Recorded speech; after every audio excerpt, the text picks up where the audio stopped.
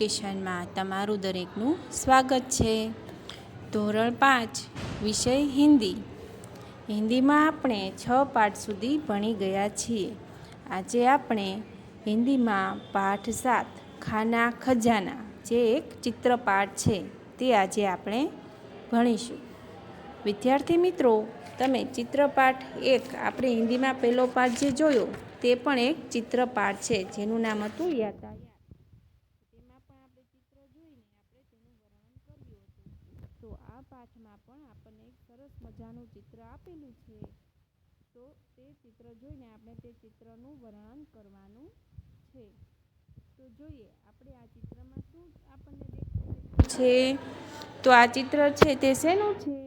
તો યહ રસોઈ ઘર કા चित्र है। इसमें माता रसोई बना रही है। गैस के एक चूल्हे पर कुकर और दूसरे चूल्हे पर तवा रखा हुआ है। तो તમે જો કે આ ચિત્ર છે તે રસોડાનું છે। તે ચિત્રમાં છે તે માતા એટલે કે મમ્મી તે રસોઈ બનાવી રહી છે। ગેસના 2 ચૂલા હોય છે, તો એમાં એક ચૂલામાં કુકર છે અને બીજા ચૂલા ઉપર તવા એટલે કે તાવડી મૂકેલી છે। तवे में रोटी है, तो ये तावड़ी ऊपर रोटी छे। माता रोटी बेल रही है એટલે કે માતા છે તે રોટલી વણી रही छे। पास में पानी का मटका पड़ा है। तो यहाँ पे देखिए पास में पानी का मटका पड़ा है એટલે કે નજીકમાં પાણીનું માટલું છે। कहाड़ी में आटा है। कहाड़ी એટલે આ કથરોટ। કથરોટમાં છે તે આટા એટલે કે લોટ છે બાંધેલો। તો કથરોટમાં બાંધેલો લોટ એટલે ગૂંથેલો લોટ છે। થાળી में सेकी हुई रोटियां पड़ी है। તો આ થાળી છે, તો આ થાળીમાં છે શેકેલી રોટલીઓ છે। नजदीक में बैठा हुआ लड़का खाना खा रहा है। એટલે કે પાસે બેઠેલો છોકરો છે તે જમી રહ્યો છે। દાદી માँ के हाथ में किताब है। જે પાછળ છે તે દાદીમાં બેઠા છે તેમના હાથમાં ચોપડી છે। वह कुछ पढ़ रही है એટલે કે દાદીમાં છે તે કાંઈક પઢી રહ્યા છે એટલે કાંઈક વાંચી રહ્યા છે। टोकरी में एक और सब्जी पड़ी है। એટલે કે ટોકરી છે તેમાં પણ હજી એક સબ્જી એટલે કે શાકભાજી છે। એટલે કે અહીંયા ઉપર જે ટોકરી છે તેમાં શાકભાજી છે। दूसरे खाने में डिब्बे है। આ બીજો ઉપર જે ખાનું છે તેમાં ડબ્બા છે। तो दूसरी अलमारी के डिब्बों में अचार, तेल, दाल और मिर्च मसाले हैं। तो આ दूसरी अलमारी છે તે ડબ્બામાં છે તેમાં તેલ, દાળ અને મિર્ચ મસાલા બધા છે। थाली, कप, गिलास, केतली आदि भी दिखाई दे रहे हैं। એટલે કે ચિત્રમાં છે તે આપણને બીજું ઘણું બધું આપણને જોવા મળે છે। તો કે થાળી, કપ, ગ્લાસ એ બધું પણ આપણે જોઈ શકીએ છીએ। रसोई की एक खिड़की है। એટલે કે રસોઈ ઘરમાં રસોડામાં અહીંયા એક ખિડકી એટલે કે બારી છે। उसमें बादल दिखाई रहे हैं। તો આ બારીમાંથી બહાર જોઈએ તો એમાં વાદળા અહીંયા આપણને દેખાય છે।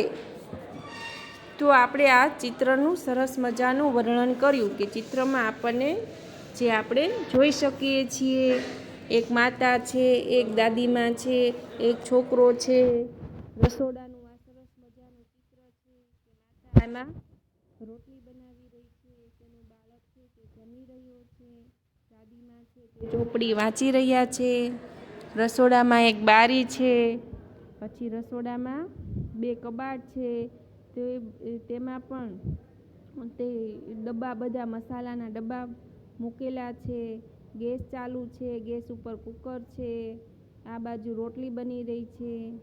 તો આ સરસ મજાનું આ ચિત્ર છે રસોડાનું. હવે મિત્રો આપણે આમાં અભ્યાસ જોઈશું. તો અભ્યાસમાં જોઈએ ચિત્ર દેખકર પ્રશ્નો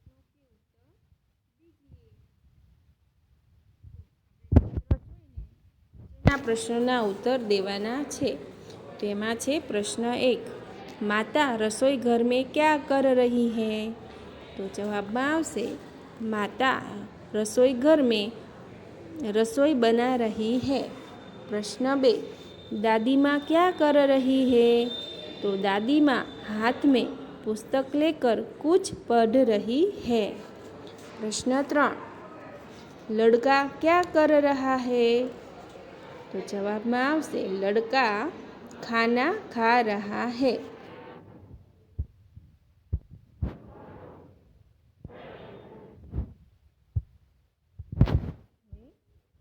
प्रश्न 4, रसोई घर में कौन कौन से बर्तन हैं? तो रसोई घर में मटका, थालिया, डिब्बा, चम्मच, डलिया, जार, कुकर, गिलास, केतली आदि बर्तन हैं. प्रश्न 5, टोकरी में कौन सी सब्जियां और कौन से फल है? तो जवाब में टोकरी में आलू, लौकी, भिंडी, फूल गोभी आदि सब्जियां और अंगूर, सेब आदि फल है. तो આપણે જોઈએ ટોકરી એટલે કે તો અહીંયા આપણને કીધું છે ટોકરી.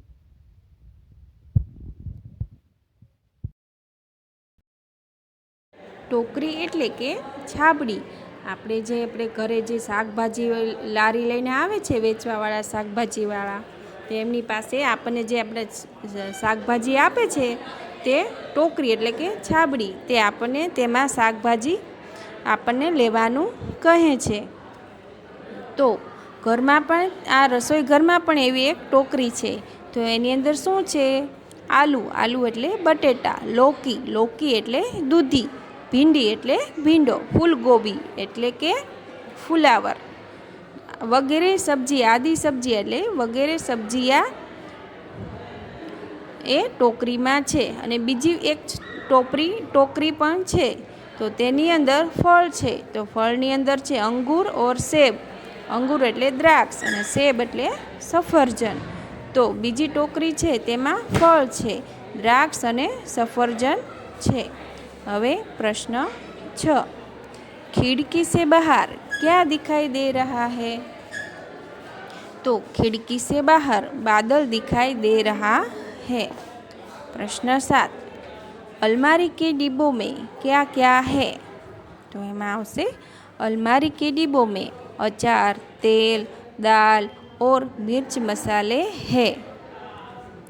प्रश्न 8, आपके रसोई घर में क्या क्या है जो इस रसोई घर में नहीं है? એટલે કે તમારા રસોડામાં એવું શું છે જે આ રસોડામાં અહીં નથી? તો उत्तर आवशे हमारे रसोई घर में स्टैंडिंग किचन का प्लेटफॉर्म, पानी का नल, छलनी और एक्वागार्ड है जो इस रसोई घर में नहीं है.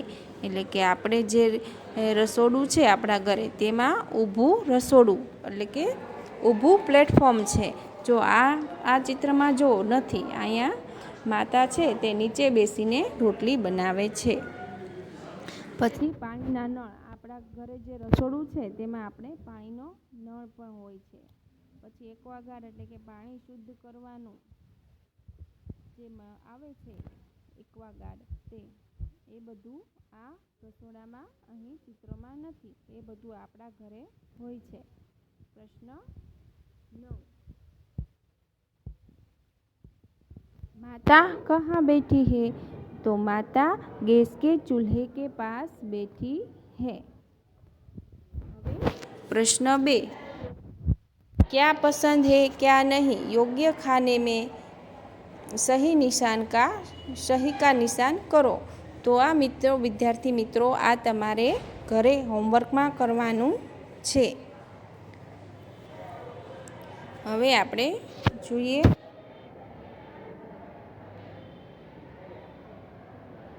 प्रश्न 3, तुमने अपने रसोई घर में माँ या पिताजी को खाना पकाते हुए देखा होगा, जरा बताओ तो कैसे बनता है। 1 नंबर बेसन के पकोड़े, 2 नंबर गेहूं से रोटी, दूध से चाय। तो आ प्रश्न छे ए तमारे होमवर्क में करवानो छे। प्रश्न 4, चित्र में माँ को खाना बनाते हुए दिखाया गया है, क्या खाना बनाना केवल माँ का ही काम है? नहीं, तो बताओ कौन कौन खाना बना सकते हैं। तो आ प्रश्न 4 छे ए पण तमारे होमवर्क में करवानुं छे। आ तमारे रफबुक में लखवानुं छे। दरेक विद्यार्थीए प्रश्न 2 छे ए तमारे बुक में टीक करवानुं छे। प्रश्न 3 અને 4 એ તમારે રફબુકમાં લખવાનું છે।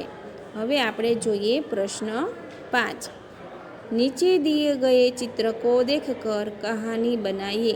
तो જોઈએ તો આપણને અહીંયા પાછું એક ચિત્ર આપેલું છે, તો તે ચિત્ર જોઈને આપણે અહીં વાર્તા બનાવવાની છે।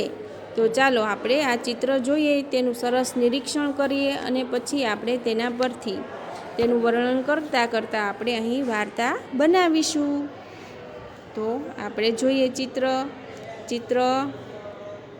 આ 1 છે, આ ચિત્ર 2 છે, આ ચિત્ર 3 અને ચિત્ર 4। તો આ ચારેય ચિત્રો આપેલા છે, તો આપણે એને શાંતિથી પહેલાં જોવાનું છે, પછી આપણે એની વાર્તા બનાવીએ। તો ચાલો આપણે પહેલાં वार्ता बनाविए। तो कमालपुर नामक एक गांव था, उसमें एक बूढ़ा किसान रहता था, उनका नाम रामू चाचा था। तो कमालपुर नामનું એક ગામ હતું, તેમાં એક વૃદ્ધ કિસાન હતા, તેમનું નામ રામુ ચાચા, એટલે કે આ વ્યક્તિ છે તે રામુ ચાચા છે।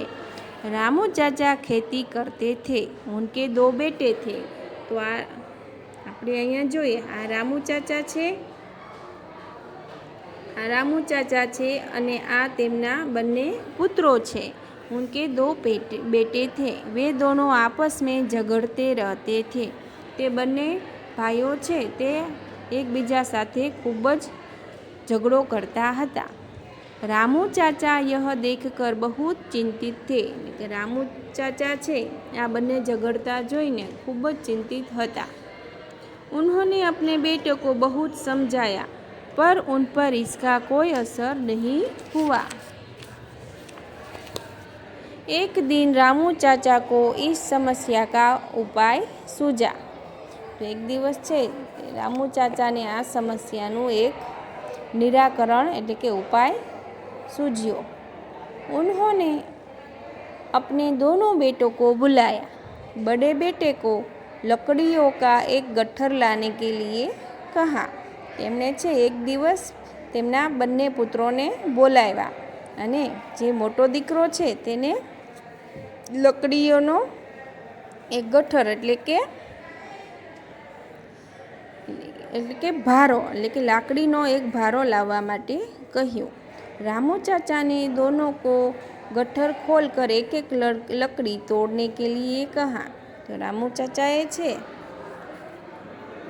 ते बन्ने भाईओ ने एक एक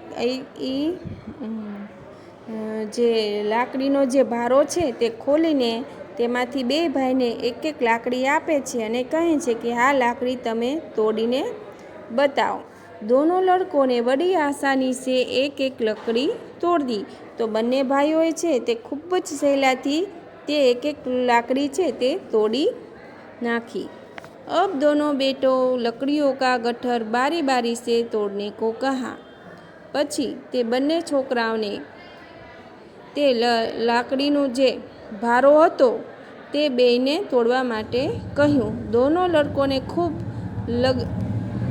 खूब ताकत लगाई पर वे लकड़ियों का गट्ठर नहीं तोड़ सके। एटले के ते बन्ने छोकराए खूब ज मेहनत करी छतां पण ते आखो भारो छे ते तोड़ी सक्या नहीं। रामू चाचा ने उन्हें सीख देते हुए कहा, तुम दोनों मिलजुल कर रहोगे तो मजबूत बनोगे और लड़ते रहोगे तो कमज़ोर बनोगे। उसी दिन से दोनों भाई मिलजुल कर रहने लगे। रामू चाचा की खुशी का ठिकाना न रहा। जो रामू चाचाए केવો ઉપાય કર્યો કે લાકડીનો ભારો મંગાવ્યો અને પછી તેમાંથી ભારો ખોલીને બેયને એક એક લાકડી આપી અને તોડવાનું કીધું તો એક લાકડી તો સરળતાથી તૂટી જ જાય, તો બે છોકરાઓએ તરત બે લાકડી એક એક લાકડી તોડી નાખી. પછી રામુ ચાચાએ છે તે આખો લાકડીનો ભારો આપ્યો બે ભાઈને, બેને તોડવાનું કીધું, પણ બેમાંથી એક પણ તે આખો લાકડીનો ભારો તોડી શકતા નથી. કારણ કે એક એક હોય તો તોડી શકાય, પણ જ્યારે એક સાથે સમૂહમાં હોય તો એ આપણે તોડી શકતા નથી. પછી રામુ ચાચા બે છોકરાઓને શીખ આપે છે, જો તમે બંને સાથે હળીમળીને રહેશો તો જ તમે મજબૂત બનશો, પણ જો તમે બે ભાઈઓ છૂટા છૂટા એકલા રહેશો તો તમે હિંમત હારી જશો. તો આપણે અહીં આ ચિત્ર વાર્તા સમજ્યા. દરેક વિદ્યાર્થીએ રફ નોટમાં અભ્યાસક્રમના પ્રશ્નો છે, આ પ્રશ્નો છે 1 થી 9 સુધીના, તે રફ નોટમાં લખવાના છે. પછી આ પ્રશ્ન 2 છે તે લખવાનું છે. પછી આ પ્રશ્ન 3 અને પ્રશ્ન 4 અને આ ચિત્ર વાર્તા પ્રશ્ન 5, એ 5 વસ્તુ છે તે તમારે રફ નોટમાં લખવાનું છે. દરેક વિદ્યાર્થીએ હોમવર્ક ફરજિયાત મોકલવાનું છે. હોમવર્કમાં તમે ફોટા સરસ વ્યવસ્થિત ઊભા ફોટા પાડીને મોકલવાના છે. તમારું નામ લખવાનું છે, ધોરણ લખવાનું છે, વિષય લખવાનો છે અને અક્ષર પણ સારા કાઢવાના છે. અને દરેક વિદ્યાર્થીએ હોમવર્ક ફરજિયાત